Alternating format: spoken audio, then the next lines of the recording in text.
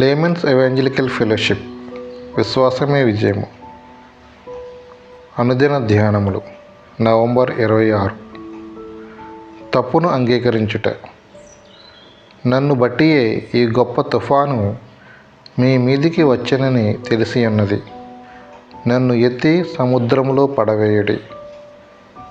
యోనా గ్రంథము 1వ అధ్యాయము 12వ వచనము.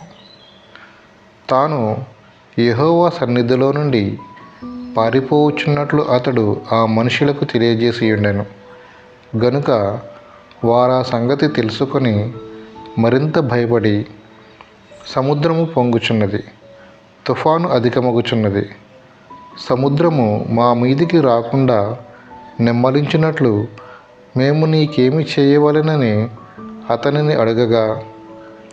యోనా గ్రంథము 1వ అధ్యాయము 10-11 వచనములు. యోనా సూటిగా జవాబిస్తున్నాడు. మన సహవాసములో ఇటువంటి గ్రహింపుతో కూడిన పశ్చాత్తాపము ఉంటే ఉద్యమము కొనసాగుతుంది. నినివే పట్టణములో గొప్ప ఉద్యమం ప్రారంభమైనది. యోనా నినివే పట్టణములోనికి నిజమైన పశ్చాత్తాపముతో ప్రవేశించాడు. తుఫాను ఓడను తలక్రిందులు చేయుచుండగా వారు ఎవరి వలన ఇది సంభవించెనో తెలుసుకోవాలనుకుంటున్నారు. అప్పుడు యోనా, నా వలననే ఇది సంభవించెను, తుఫాను నిమ్మలించినట్లు నన్ను ఎత్తి సముద్రములో పడవేయుడి అని ప్రకటిస్తున్నాడు. తన తప్పుకు పైమెరుగులు దిద్దుటలేదు. నినివే చాలా కఠినమైన స్థలము.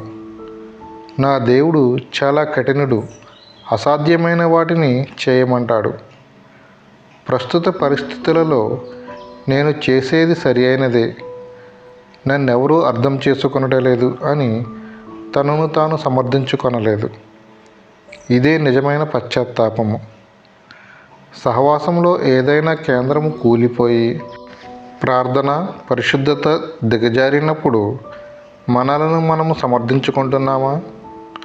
మారు మనసులో పౌరుషము కలిగియుండు అని దేవుడు సెలవిచ్చుచున్నాడు. నేను ప్రార్థనాత్మను కొంతకాలం క్రితమే పోగొట్టుకొన్నాను, తిరిగి సంపాదించుకొనుట నాకు తెలియటలేదు అని అనవద్దు. నీవెందుకు దానిని పోగొట్టుకున్నావు? దేవుని ఆత్మను ఎక్కడ దుఃఖపరిచావు? నిన్ను బట్టియే ఇలాంటి తుఫాను సంభవించినదని నీవు గ్రహించుకొనుచున్నావా?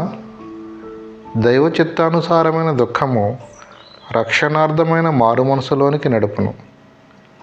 శరీరానుసారమైన దుఃఖము మరణమును కలిగించును.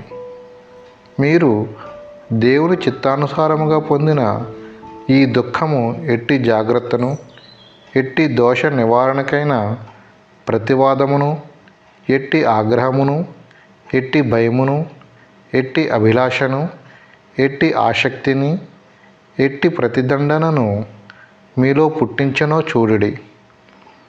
2 కొరింథీ 7వ అధ్యాయము 10-11 వచనములు. జాషువా డానియల్ గారు.